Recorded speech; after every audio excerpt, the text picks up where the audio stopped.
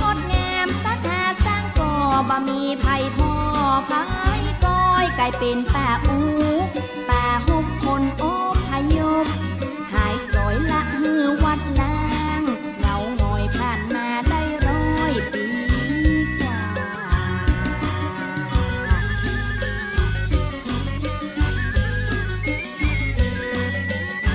หลังจากบ้านเมืองสงบสงครามคนแป่งบ้านผิวโดยทางป่าผู้คนหลายแต่หลายว่ามาตั้งหมู่บ้านชุมชน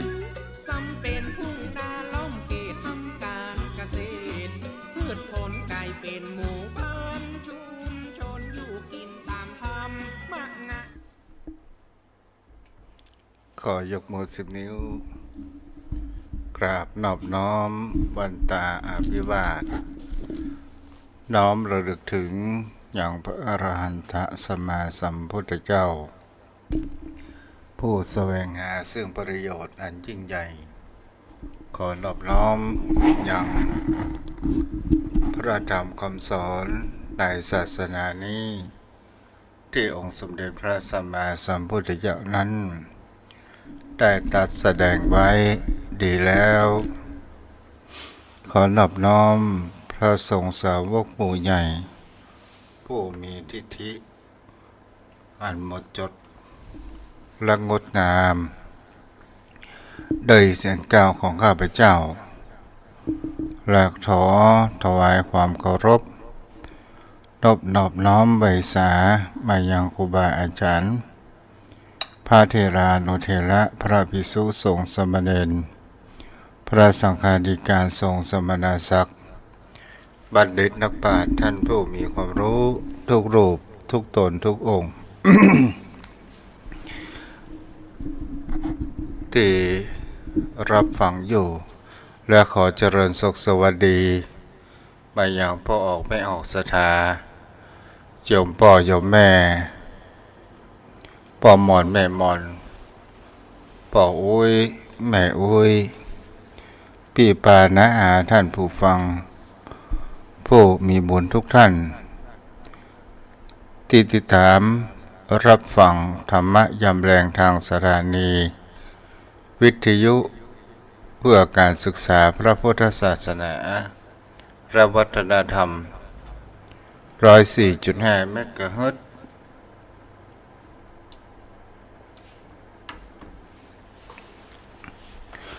มาอยู่กันในช่วงแมลงของวันที่11 เดือนมกราคมพุทธศักราช 2567 ขออภัยหลง โยมพ่อโยมแม่ท่านผู้ฟังที่ติดตามรับฟังทั้งสถานีวิทยุคลื่นสีขาวธรรมะชาวประชาโดยการเอื้อเฟื้อของท่านอาจารย์พระครูสมุวิศวัตวรกิจโจผู้อำนวยการสถานีวิทยุ 104.5 พระพุทธศาสนาแห่งนี้มาด้วยดีตลอดจนถึงท่านอาจารย์พระครูอภิวัตรวัฒนวิกรม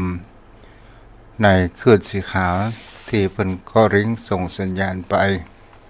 ในเครือข่ายวันนี้เราก็มาอยู่กับกัน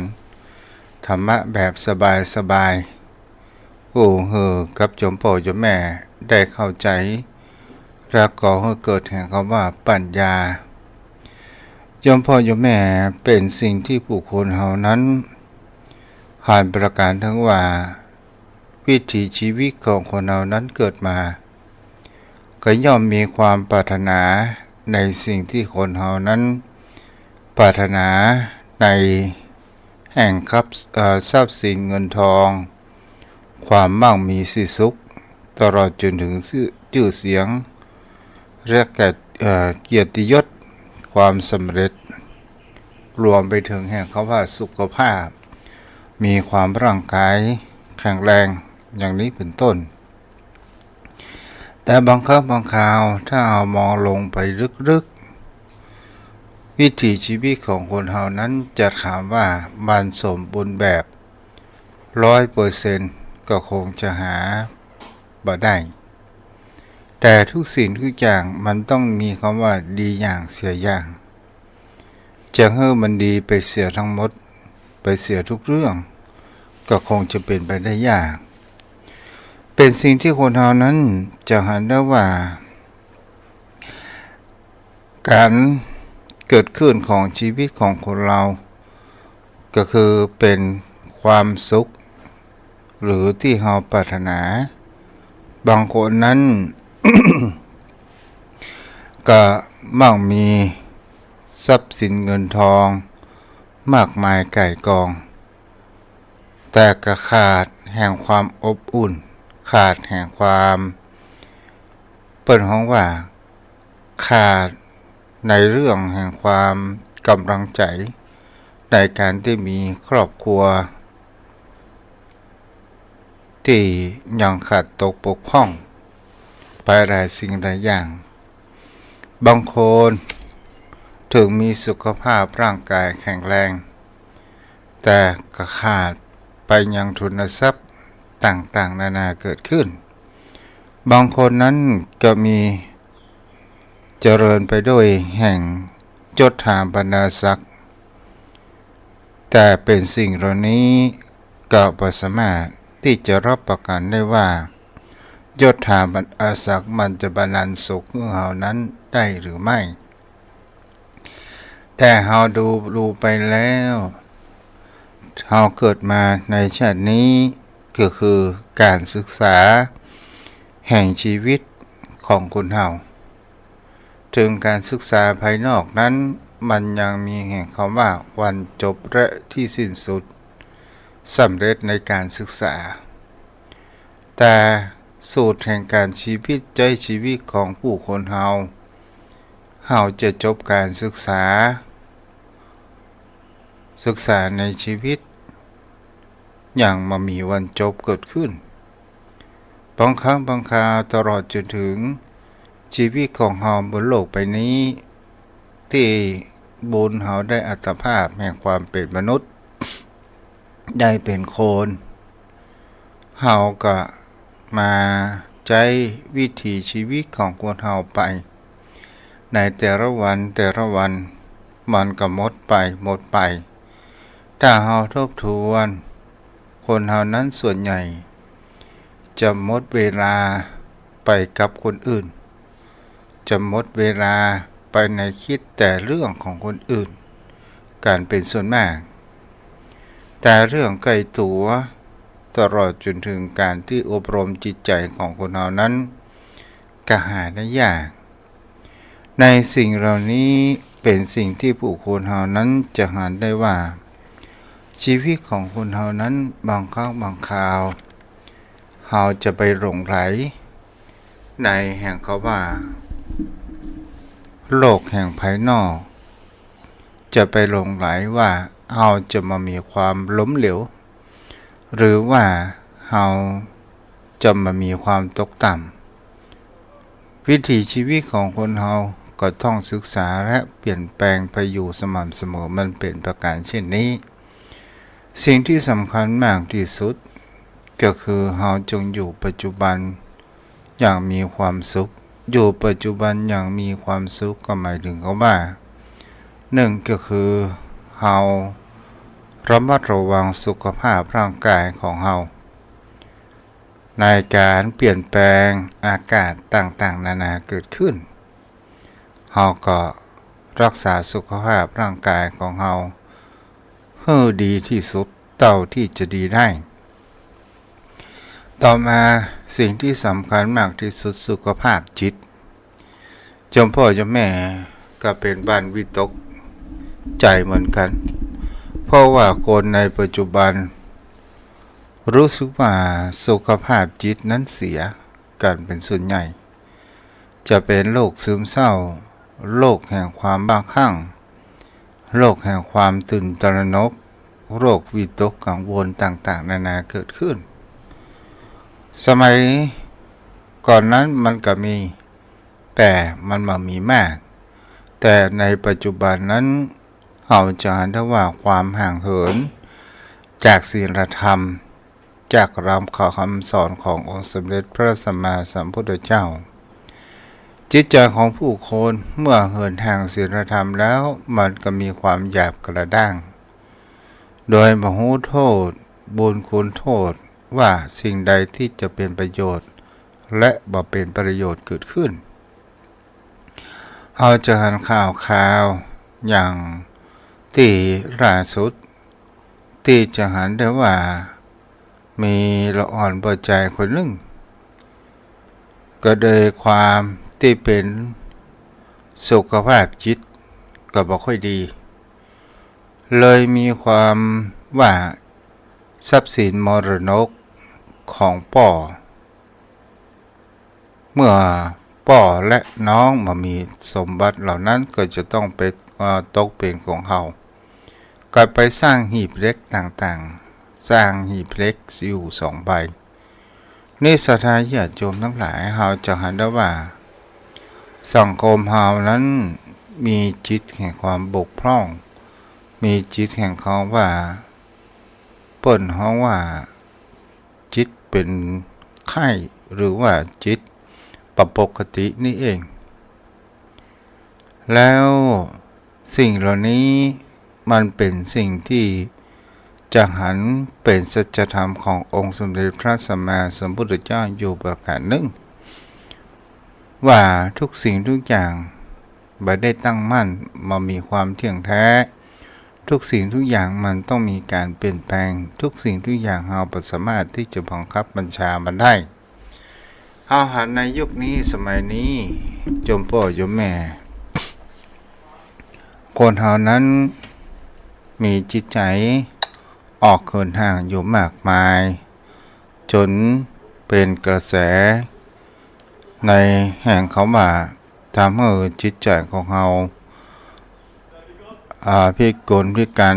ไปต่างๆนานาเกิดขึ้นแต่หลักคำสอนของพระพุทธองค์นั้นเป็นหลักคำสอนที่เป็นรักษาสุขภาพจิตใจและเป็นหลักธรรมคำสอนที่เป็นยาชนิดหนึ่งที่รักษาจิตโยมพ่อโยมแม่มีคำว่าสวรรค์อยู่ในอกนรกอยู่ในใจวันนี้จะสนทนากับพ่อหนานสายันเนาะก็ขออนุโมทนากับโยมพ่อโยมแม่ที่ช่วยกันเป็นเจ้าภาพปุนเจ้าภาพดินกีหินดินทรายเด้อโอ้มาแล้วนะพ่อหนานเนาะฮัลโหลเจ้าอนุโมทนาพ่อหนานเด้อพ่อหนานได้ยินเฮาก่อนนี่ฮัลโหลฮัลโหลพ่อหนานมาได้ยินก่อนเดี๋ยวกันเด้อพ่อหนานเด้ออีกครั้งหนึ่ง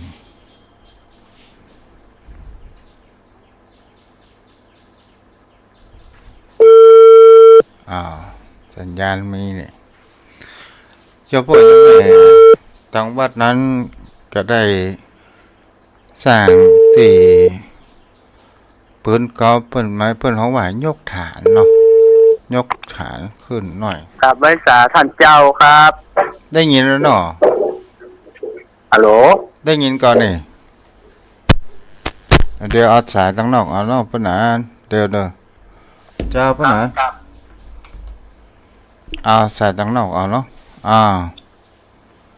ครับขอกราบแทบใจไว้สาเมตตาบารมีธรรมท่านพระคุณเจ้าด้วยความเคารพอย่างสูงยิ่งครับเพราะนั้นพระนี้เป็นธรรมะธรรมดาเด้อคำว่าหัวข้อธรรมว่าจะไหนท่านเจ้าสวรรค์อยู่ในอกนรกอยู่ในใจอยู่ใกล้เฮาเลยนะไว้สาเจ้าเอาที่มันหันเป็นรูปธรรมได้ดีกว่าเนาะครับมันหันได้ชัดไว้สาเจ้าคำว่านรกอยู่ในใจนี่มันหมายถึงอย่างใดพ่อหนานในความคิดของพ่อหนานเนาะเราอยู่ในใจก็คือความชั่วที่ได้กระทำไว้เฮายอมรู้แก่ใจท่านเจ้ามันได้เห็นได้ชัดเจนครับถ้าเราทำมาดีแล้วความทุกข์มันเกิดขึ้นแล้วก็ตกนรกในเมืองคนไว้สาเจ้าก็ทำให้มองเห็นได้ กว่านรกที่ตกในยามตายไว้สาเจ้าเขาว่านรกในที่นี้ที่พ่อหนาลูกก็คือ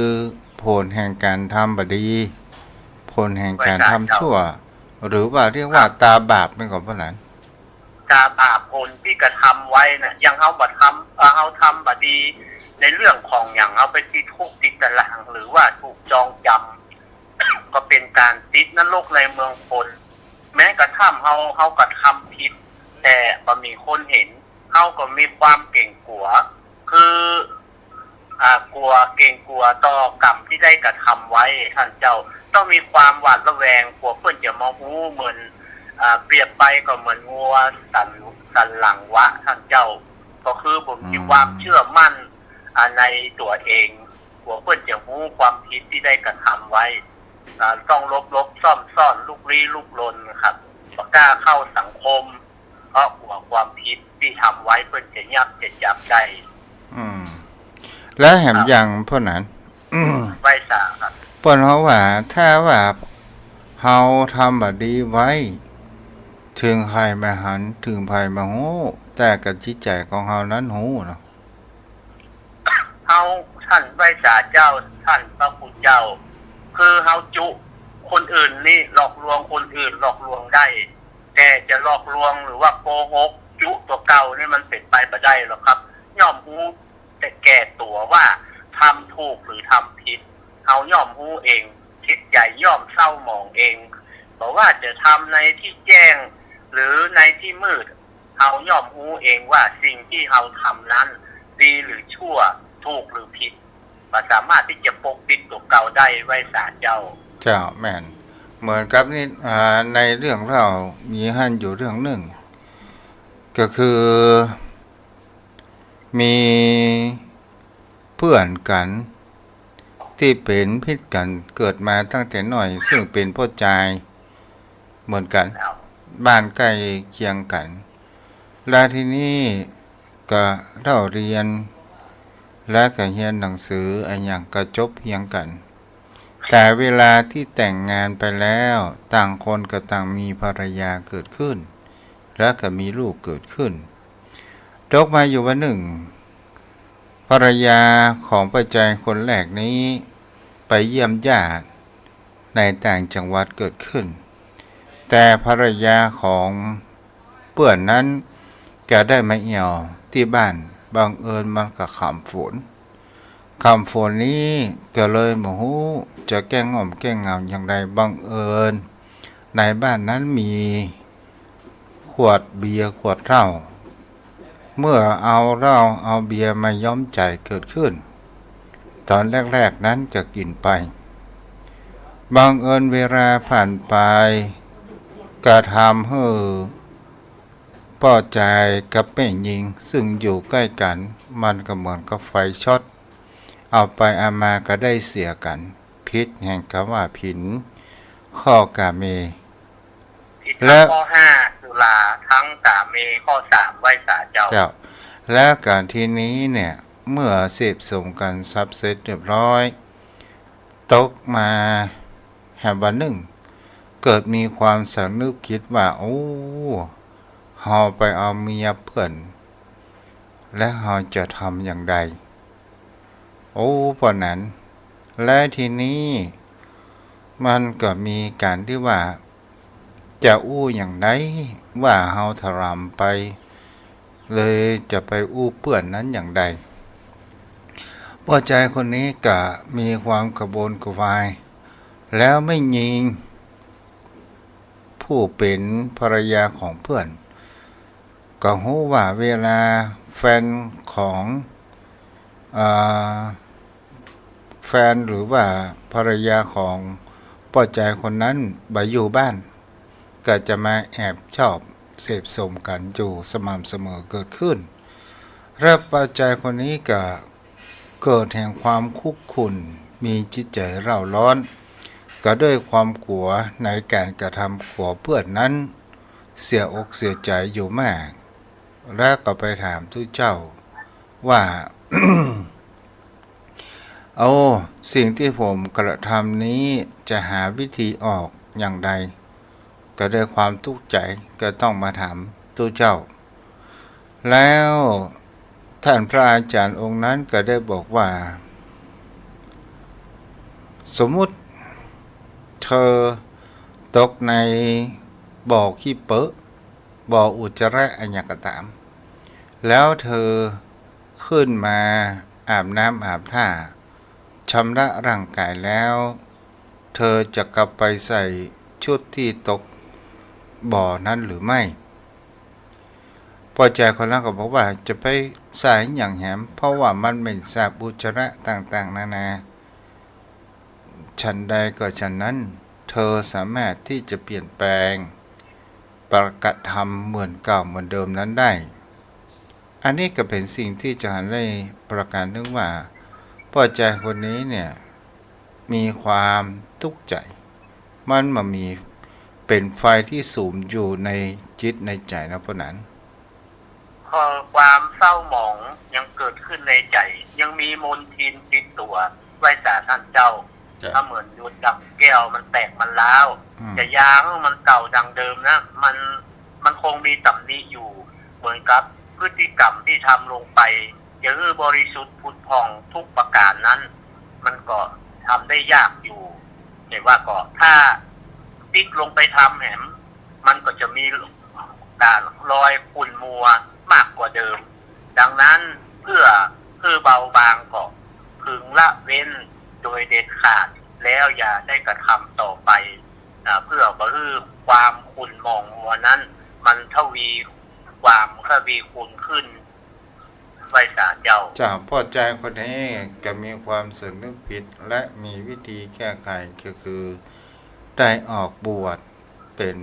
พระสงฆ์องค์เจ้าแล้วก็เดินทางในทางที่ถูกต้องแล้วก็มาถามอาจารย์พระอาจารย์ผู้นี้ก็บอกว่าวิถีชีวิตของคนเรา แม้กระทั่งพระอรหันต์ก็ตามการเดินทางมันก็ต้องมีผิดและมีถูกอยู่สม่ำเสมอแต่เราอย่าให้มันทำผิดอยู่ซ้ำแล้วซ้ำเราก็ฉันใดก็ฉันนั้นเธอบวชมาแล้วก็ถือว่าเธอได้แก้ไขปัญหาในทางที่ถูกต้องเหมือนกับชำระล้างคือสะอาดแล้วก็อย่าไปปิ๊กไปทำเหมือนเก่าเหมือนเดิมคือมันสกปรกมัวหมองเหมือนคนที่เพ้นจับตุ่มแล้วจะกลับเข้าไปสู่เปิดตุ่มดังเดิมนั้นก็หาใช่อย่างนั้นท่านเจ้าแล้วก็สวรรค์อยู่ในอกนะพ่อหลานไว้สาเจ้าสวรรค์อยู่ในอกสามารถมองได้ในปัจจุบันครับบ่ต้องรอถึงปรโลกหน้าหรือว่าภพหน้าอันนี้สวรรค์นรกอยู่ในจิตในใจที่มองเห็นได้ในภพปัจจุบันที่กำลังดำรงชีวิตอยู่ไว้สาเจ้าสัมผัสได้เนาะอย่างเช่นสัมผัสได้ด้วยการกระทำและเป็นรูปธรรมครับยังไม่ได้เป็นปัจจัยเป็นนามธรรมสามารถเห็นต้องและก็สัมผัสเห็นได้อันนี้โทษของการทำความชั่วประพฤติผิดศีลก็ดีด้วยกายวาจาใจก็มีความขุ่นมัวเมื่อกระทำลงไปแล้วไว้สาเจ้าบัดเดนี้เฮาอู้ถึงสวรรค์สวรรค์อยู่ในอกนรกอยู่ในใจสวรรค์เอาอู้ถึงสวรรค์เนาะต่อไปอู้ถึงสวรรค์นะเจ้าสวรรค์บนดินนะพ่อหนานสวรรค์บนดินนี่ก็คือการทำความดีแต่ว่าจะทำในที่แจ้งหรือที่มืดเมื่อเราทำแล้วเราก็มีความเบิกบานใจสบายใจเมื่อเราได้ทำสิ่งที่มันดี แม้แต่บุคคลรอบข้างก็พลอยได้รับอานิสงส์แห่งการทำความดีของเราอย่างน้อยก็เป็นที่เคารพนับถือเป็นที่ยกย่องเป็นที่เกรงขามของคนทั่วไปเพราะเรามีความดีประดับไว้กับตัวของเราและทำให้เราเนี่ยเป็นบุคคลที่มีความเป็นอยู่ที่ดีไม่ได้ตกไปอยู่ในความที่ทุกข์ยากลำบากใจอันเป็นสวรรค์บนโลกมนุษย์ที่เราพึงกระทำได้ด้วยการกระทำของตัวเราเองก็จะมีค บางเผยที่ว่าเราจะสูงจะต่ำก็เพราะการกระทำของเราจะดีจะชั่วก็เพราะตัวทำอาจจะสูงจะต่ำก็เพราะทำตัวดังนั้นบอกว่าจะสวรรค์บนดินที่เห็นได้ชัดก็คือการกระทำของคนเราและสิ่งที่เราอาจจะแตะต้องก็ได้ก็คือผลของความดีนั้นย่อมได้รับดีทำดีย่อมได้รับดีมันก็ไปสู่ในปรโลกหน้าใดก็โดยที่ก็ต้องหวังว่าเราจะไปตกในอบายภูมิมีนรกเปรตอสุรกายเดรัจฉานเป็นต้นโดยอานิสงส์ของความดีที่ได้กระทำไว้สาเจ้าขอท่านเจ้าอธิบายสาธกเพิ่มเติมขยายเนื้อความไว้สาครับสวรรค์ บนดินหรือว่าเป็นสิ่งที่เราจะได้ว่าเราสร้างแล้วก็คือการเสียสละซึ่งประโยชน์ส่วนตนตัวของเรานั้นประการหนึ่งเพื่อสังคมเพื่อประโยชน์ในสังคมเกิดขึ้นก็คือจิตอาสาเมื่อเรากระทำแล้วเราไม่ต้องไปรอไผมายกย่องเพื่อเราหูอยู่ในจิตใจแต่ถ้าว่าเราทำแล้วต้องการให้คนยกย่องตามนั้นก็ถือว่าเราก็ยังมีจิตแห่งความทุกข์อยู่แล้วก็เจ้าถ้าเราทำแล้วเรามีความสบายใจในสิ่งที่เราชอบในความเสียสละต่างๆที่เรานั้นกระทำอยู่อย่างเช่นเรามีจิตอาสาอย่างอสมที่พวกนั้นเป็นเนาะมีจิตสาธารณะสาระประโยชน์เป็นป้ออาจารย์อย่างนี้เป็นต้นมีจิตอาสาสาธารณะว่าไม่สาเจ้ากับสิ่งที่ได้เงินได้ทองเนี่ยมามีคนมีแต่คนที่จะเป็นอันที่มามีเงินมามีทองจะจ่ายเป็นเดือนเป็นอย่างนี้มามีไผเป็นแม่กอปะนั้นเพราะมันบ่มีอามิตรสินจ้างท่านเจ้ามันบ่มีความแรงจูงใจไปอยู่ที่ใจของผู้ที่จะเสียสละที่จะกระทำคือการทำความดีนะมันต้องใช้เงินใช้ทองก็ได้ไว้สาเจ้าใช้กำลังกายกำลังใจของเราอย่างที่ท่านเจ้าว่ามีจิตเป็นสาธารณะมีจิตเป็นอาสาคืออย่างเป็นอสมก็ดีเป็นตำรวจชุมชนมีเบี้ยเลี้ยงมันมีรายได้อย่างแต่ทำด้วยใจรักใจชอบเพื่อช่วยเหลือสังคมเพื่อส่วนรวมครับโดยที่บ่หวังผลตอบแทนอย่างซักอย่างไว้สาเจ้าอันนี้ก็เป็นสิ่งที่มันคนเฮามันทำได้ยากแล้วปัญหาเนาะทำได้ยากครับเพราะว่าการเสียคนชั่วก็มีคนดีกว่านักคนที่หายากคือคนที่เสียสละนั่นว่าคุณเจ้าเพราะเปิ้นมีจิตเป็นกุศลโดยที่บ่หวังผลตอบแทนอย่างซักอย่างทำไปแล้วพวกผมมีความสบายใจของผลที่ได้รับนะชุมชนประชาชนหรือหมู่บ้านบุคคลส่วนมากได้รับผลประโยชน์แม้แต่ทั้งการทำความสะอาดก็ดีการเที่ยวถนนหนทางอย่างไปด้วยจิตสาธารณะด้วยความตั้งใจไว้สาเจ้าแล้วมันจะมีความปิติความสุขความสบายใจเพราะนั้นเป็นอสมได้กี่ปีครับเพราะนั้นผมเป็นอสมตั้งแต่ปี2545ไว้สาเจ้ามีไปด้วยการเสียสละก็ได้มีเบี้ยเลี้ยงเงินเดือนอย่างเมื่อสมัยขี่รถเครื่องแล้วท่านพระคุณเจ้ารถเครื่องไปบ้านนั่นบ้านนี่ไปคว่ำกระลงกะลาไปเอาข่าวสารอย่างไปฮื้อเปิ้นแต่ว่าในช่วงโควิดนี่ก็นักน้อยเพราะ มันเป็นโรคใหม่ท่านเจ้าเขาก็มีความกลัวโดยเปิ้นก็กลัวเฮาก็กลัวเปิ้นเอาเวลาเอาผ้าแมทไปฮื้อก็ดีเอาอาหารไปแจกนะก็ต้องเอาไปห้อยคอกหัวเนี่ยแล้วก็ห้องเปิ้นมันมีเนอร์เพราะเฮาบ่สามารถรู้เท่าทันถึงโลกเฮามีความกลัวในเบื้องต้นแต่ว่าจิตของเฮาเนี่ยเป็นจิตอาสาอยู่แล้วขอว่าเปิ้นได้กินขอว่าเปิ้นได้รู้ข้อมูลข่าวสารเฮาก็ดีใจแล้วท่านพระคุณเจ้าแล้วก็มีคนบางประเภทเนาะเพิ่นบอกว่าความกะลงกะลาต้องป้องกันยุงลายโอ้กันเดียวอสมต้องมาคว่ำนี่ คือจริงๆแล้วครับปัจจัยเป็นเรื่องของอสมต้องไปคว่ำในบ้านแต่ว่า ไปกระตุ้นนะครับไปกระตุ้นว่าช่วยควบกับลงกับลาเซเนอร์แต่เราก็ไ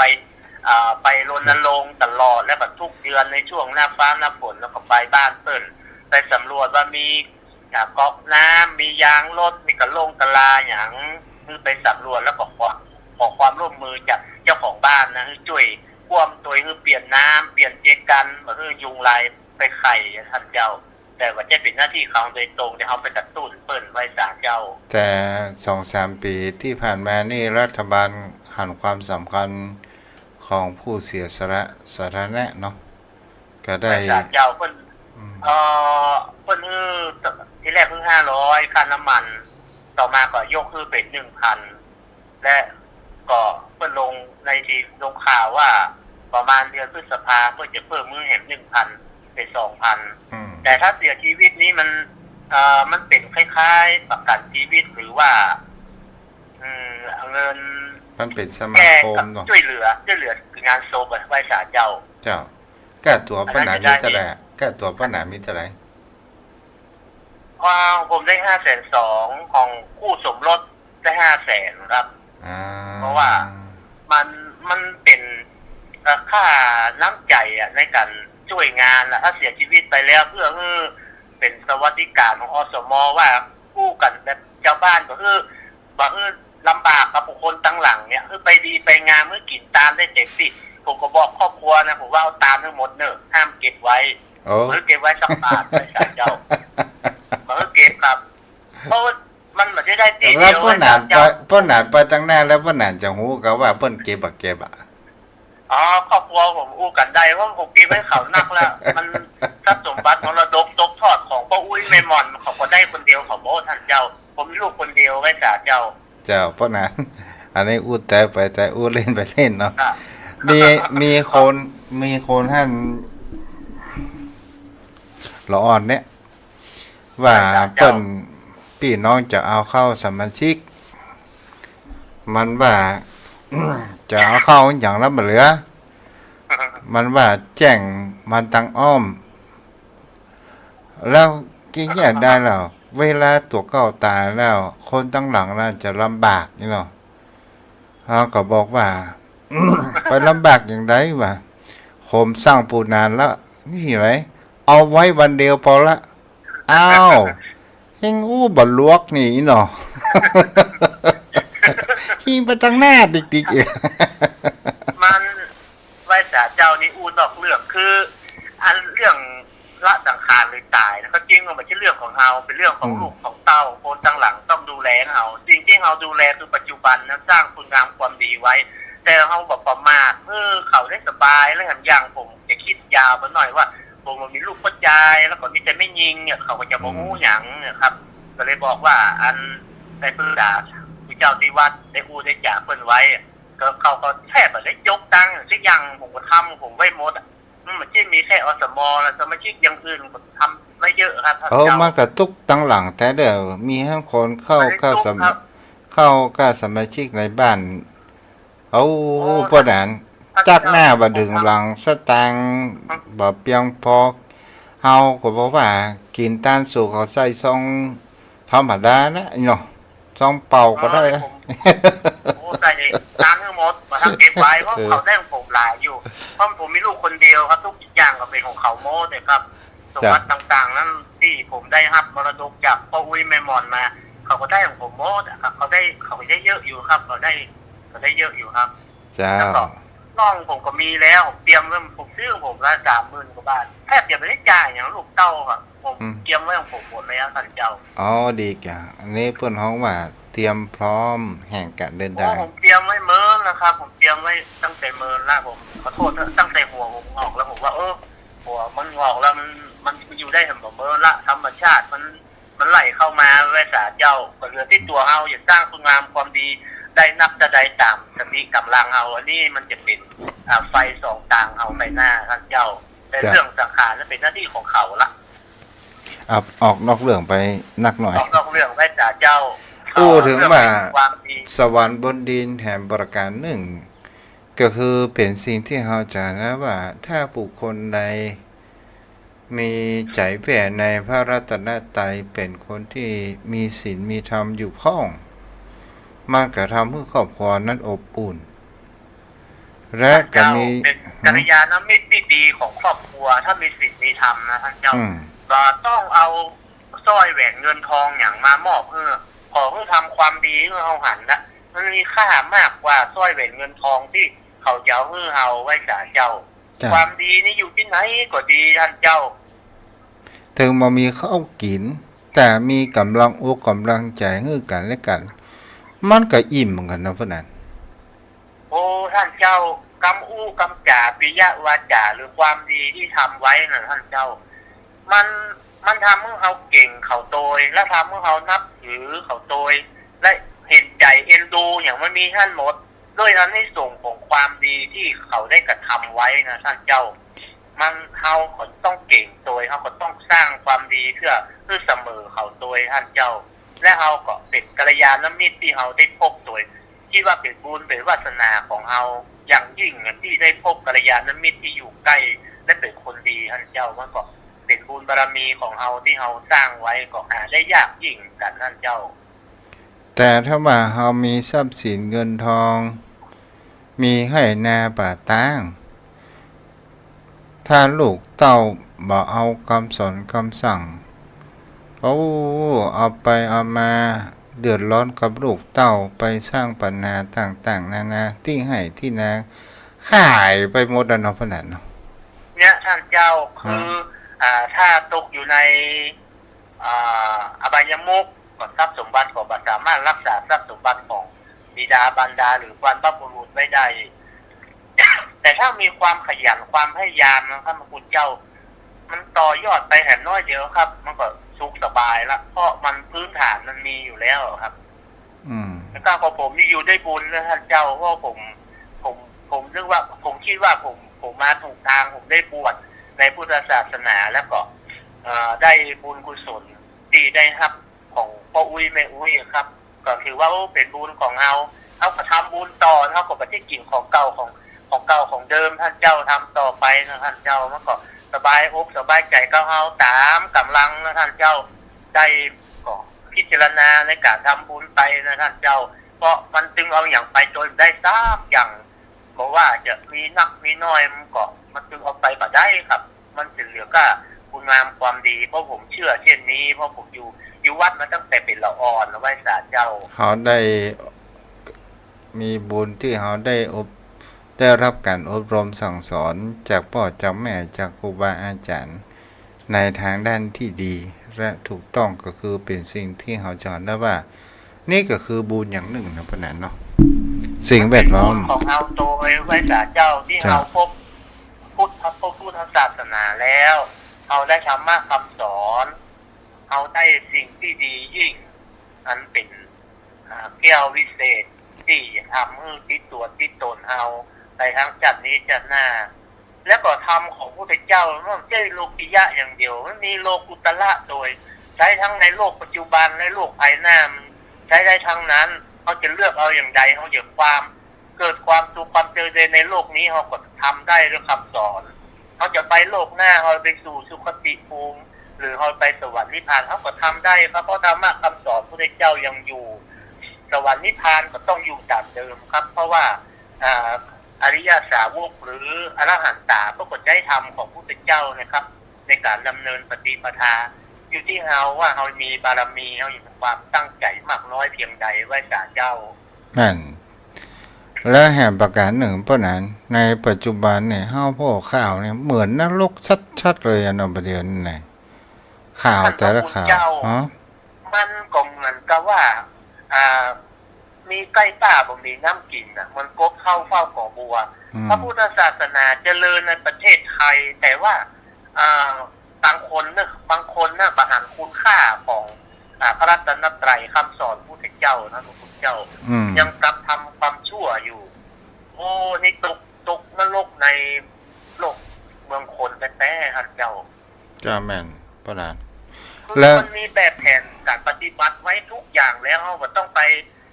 ลองผิดลองถูกไม่ต้องไปงมงายอย่างนะครับคือปฏิบัติตามหลักคำสอนของอริยสาวกที่เพิ่นสืบทอดศาสนามาเขาก็ถึงความสุขความเจริญแล้วท่านเจ้าบ่แจ้ บางครับบางข่าวนี่เฮาพอว่ากิเลสตัณหาบางจิตบางใจบางหันเขาว่าผู้มีพระคุณบางหันว่านี่คือพ่ออันนี้คือแม่อันนี้คือพี่อันนี้คือน้องสภาพไม่ถูกยืนควบคุมโลภะโทสะโมหะมันเข้าครอบคุมโดยที่ทำให้บาหันสัจธรรมบาหันคุณงามความดีของผู้มีพระคุณสามารถทำความชั่วได้ถ้าความชั่วกับคนอื่นนี่ยังพออนุโลมยังพอแก้ไขได้ท่านพระคุณเจ้าแต่ทำกับบุพการีบิดามารดาน่ะโอ้มันน่าใจหายท่านพระคุณเจ้ามันอนันตริยกรรมท่านพระคุณเจ้าต้องตกนรกมกไหมอยู่โอ้จะต้องจมอยู่ในนรกจนกว่าศาสนาจะเกิดขึ้นใหม่ๆว่าท่านเจ้าอันนี้น่ากลัวครับน่ากลัวแท้ๆเลยลูกเต้าลูกหลานอนุชนรุ่นหลังที่ทำได้เช่นนั้นนะโอ้น่าเสียใจเกิดมาทั้งทีเกิดมาเป็นมนุษย์แล้วเกิดอยู่ในศาสนาพุทธแล้วไปทำมนันตริยกรรมถ้าเป็นกรรมอย่างอื่นศีล 5อย่างนี้เขาบอกว่ายังแก้ไขได้อย่างท่านเจ้าว่านะเราไปตกอยู่ในอาจุ่มอย่างแล้วคัดล้างคัดสีแล้วก็คือมันหมดมันใหม่เปลี่ยนเสื้อเปลี่ยนผ้าอันนี้เป็นอุปมาประไมยนะครับแล้วบอกว่าพืชชั่วมันก็ยังดีได้ครับเป็นคนดีได้อยู่แต่ถ้าฆ่าพ่อฆ่าแม่แล้วโอ้ชาตินี้ทั้งชาติแล้วรับบ่มีทางจะได้ห้ามสวรรค์ห้ามนิพพานเนาะโอ้ห้ามสวรรค์ห้ามนิพพานน่ากลัวครับได้ฟังแล้วโอ้สะดุ้งอกตกใจขนาดท่านเจ้าคือเป็นคนที่สติสัพพัญญะอย่างพร้อมพังบริบูรณ์หมดมันน่าจะไปทำอย่างนั้นเลยแต่แค่ดุด่าว่าอย่างนี้เรายังกลัวแล้วเรายังว่าโอ้ยไปด่าผู้มีบุคลคุณบิดามารดาเพิ่นเลี้ยงเรามาเพิ่นให้ชีวิตให้เลือดเนื้อเชื้อไขเรามาและให้ทุกอย่างแก่เราครับในโลกนี้นะครับมันไม่มีใครจะดีเจ้าพ่อเจ้าแม่หรอกครับถ้าเพิ่นบ่เลี้ยงเรามาเมื่อน้อยเพิ่นบ่ให้ชีวิตเลือดเนื้อเรานะครับน้อยเดียวว่าใครทำผู้ตายนะครับเอาคว่ำลงลืมก็ตายละคว่ำหน้าลงกระป๋องน้อยเดียวท่านเจ้าเดี๋ยวท่านเจ้าอย่างสำคัญลมหายใจนะท่านเจ้าเราเอาหน้ามันคว่ำนะครับมันจึงแบบได้ได้เหยอย่างนั้นโอ้วิปัสสนานี่ก็ลมหายใจที่เราขั้นเข้าถึงขั้นชั้นไหนอย่างได้ก็เพราะลมหายใจนะครับอานาปาสติเหรอท่านเจ้าเจ้าผู้อย่างครับประดานมาจากลมหายใจท่านเจ้ากำหนดลมหายใจเข้าออกจิตก็เป็นสมาธิแต่คุณหมอเพิ่นพูดภาษาง่ายๆนะเพราะว่าตื่นมาเช้าบริหารปอดนะหายใจลึกๆเข้าออกหายใจลึกๆเข้าออกนะและให้มันรู้ว่านี่หายใจเข้านี่หายใจออกผมว่าโอ้ก็ใช้แนววิปัสสนาอย่างเก่านะท่านเจ้าโอ้เวลาเราอยากจะผ่อนร่างกายของเรานะเพราะนั้นวันนี้เราทำงานหนักเหนื่อยอีเนาะอ่อนเพลียอย่างนี้เนาะถ้าเรานั่งเก้าอี้อย่างแล้วเราปล่อยลมหายใจ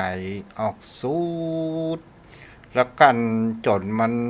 อยู่มาได้แล้วมันสูดหายใจเข้าคนเดียวมันนี่ไหนมันก็ผ่อนคลายนะเพราะนั้นโอ้ท่านเจ้าอันอย่างมาเต้าผ่อนคลายปลูกวางซักอย่างท่านเจ้ามันก็โล่งอกโล่งใจสบายอกสบายใจเหมือนโลกทั้งโลกเลยเป็นของเราหมดอ่ะเอาผ่อนคลายทำใจสบายปลอดโปร่งโล่งอกโล่งใจแล้วท่านพระคุณเจ้าเพราะนั้นไหว้สาเจ้าถ้าว่าป้อนนั้นถูกหวย30 ล้านเนี่ย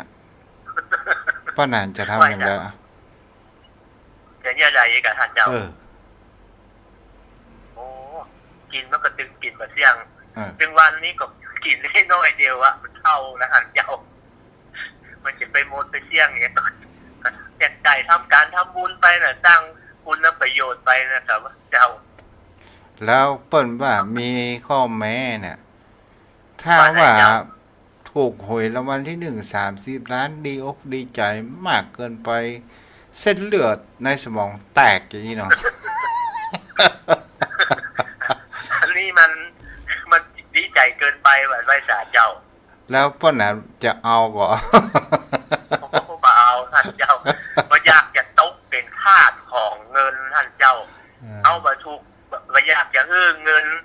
เป็นกิเลสที่ใจเราทำงานทำการอยากจะ เป็นผู้คนที่ใจเงินทำงานนะท่านเจ้ามาเงินมาใจเราอยากจะมีชีวิตที่อยู่เหนือเงินทองทุกอย่างทรัพย์สินของเงินทองอยู่ใต้อำนาจเราท่านพระคุณเจ้าไปยึดถือมันแต่ใจมันทำงานใจมันอำนวยความสะดวก แต่จ้าเนี่ยขนังโอเล่นกับตัวเจ้าเพื่อนเดียวกันนะพระเจ้าไปห้ามตานเขาว่าถ้าว่าท่านถูกหวยสัก30 ล้านท่านจะแย่งได้โอ้กับแปลงนั่นแปลงนี่กันไอ้เนาะแต่มีข้อแม้ว่าเส้นเลือดแตกเนี่ยจะเอาก่อน โอ้หมอยี่หมอ ตอนสุดท้ายสิ่งที่เขาโชคดีก็คือชีวิตและลมหายใจของเขาเนาะครับชีวิตความเป็นอยู่ของเขาและท่านพระคุณเจ้าเขาได้ชีวิตขึ้นมาเขาสามารถยังทำคุณงามความดีทำประโยชน์ได้ครับท่านเจ้าแต่ถ้าว่ามีเงินหมอมีสุขภาพที่ดีออดแอดไปไหนก็บ่ได้